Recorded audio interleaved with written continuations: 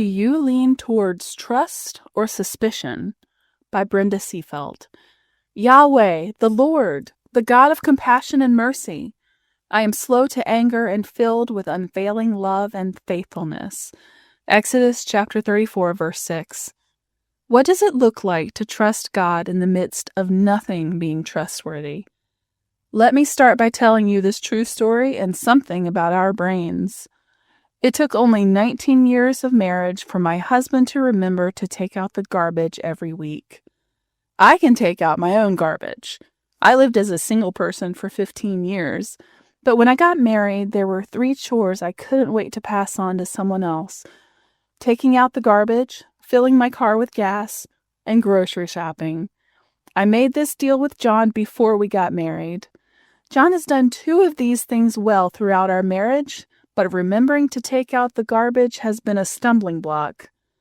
There have been weekly promises for 18 years, and then forgetfulness. Forgetfulness, which then led to me becoming a nag. Not pretty. This could be a cause for quite a fight, or a series of escalating fights. In every relationship, there are occasional, or not so occasional, gaps or lapses.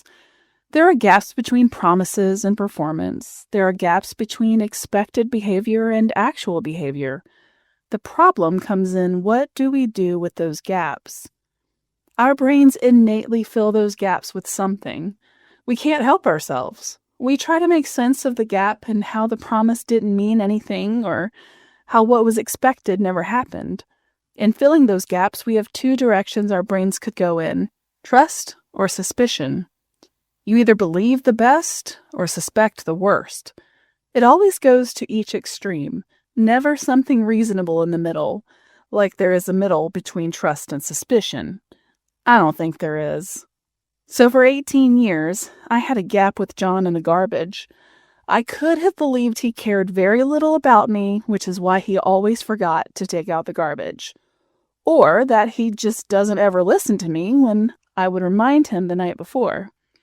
Or I could easily have ramped it up with all sorts of proof that he cares so little or chooses to not listen, because I had 18 years of proof. I can wind that up to be a pretty big fight. But I choose to trust. I chose to fill the gap that none of this was intentional, and that he really isn't that stupid. I tried to keep the 18 years of forgetfulness as just that. I chose trust over suspicion. This same holds true with our relationship with God. When you're in need and you pray desperate prayers because the truth is you need a desperate solution, yet in that desperate emotional state it seems like God is doing nothing, your mind will fill in the gap as to why. Once again, we choose between trust or suspicion. You can choose to trust and wait it through. Or you can choose to be suspicious, and that leads to so many other behaviors and regrets. I've had enough regret. I do better when I lean towards trust. And I've learned some amazing things. I've learned from years of God's faithfulness that I don't need to fear feeling vulnerable, but that I can brave up and walk into whatever, because God always carries me through. This changes me for when life disappoints me again, because life will. I've learned that God will redeem every bit of this painful mess. As Christians, I've learned that we aren't exempt from pain. We're actually hardwired to heal from pain. Thus, trust is built from remembering God's track record, this long consistency of God's faithfulness. I've learned to trust in the track record of God. I've had to cling to this track record. I have learned to not rely on my limited experiences or limited wisdom to determine God's character. I've learned about God's character by remembering his track record. Yahweh, the Lord, the God of compassion and mercy. I am slow to anger and filled with unfailing love and faithfulness. Exodus chapter 34, verse 6.